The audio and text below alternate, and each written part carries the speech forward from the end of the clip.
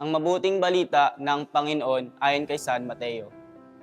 Noong panahong iyon, sinabi ni Jesus sa kanyang mga alagad, "Hindi lahat ng tumatawag sa akin, Panginoon, Panginoon, ay papasok sa harian ng langit, kundi yaon lamang sumusunod sa kalooban ng aking Amang nasa langit." Pagdating ng huling araw, marami ang magsasabi sa akin, "Panginoon, nangaral po kami at nagpalayas ng mga demonyo at gumawa ng mga kababalaghan sa inyong pangalan." At sasabihin ko sa kanila, "Kailan may hindi ko kayo nakilala. Lumayo kayo sa akin, mga mapaggawang gawa ng masama." Kaya't ang bawat nakikinig at nagsasagawa ng mga salita kong ito ay matutulad sa isang taong matalino na nagtayo ng kanyang bahay sa ibabaw ng bato. Umulan ng malakas, umaha at binayo ng malakas na hangin ang bahay na iyon. Ngunit hindi nag-iba sapagkat nakatayo ang ibabaw na bato. Ang bawat nakikinig ng aking mga salita at hindi nagsasagawa nito ay matutulad sa isang taong hangal na nagtayo ng kanyang bahay sa buhanginan, umulan ng malakas, bumaha at binayo ng malakas na hangin ang bahay. Bumagsak ang bahay na iyon at lubusang nawasak.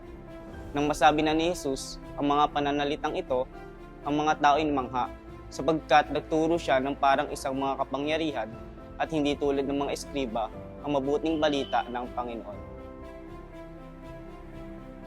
Hindi lahat ng tumatawag sa akin, Panginoon, Panginoon, ay papasok sa harian ng langit.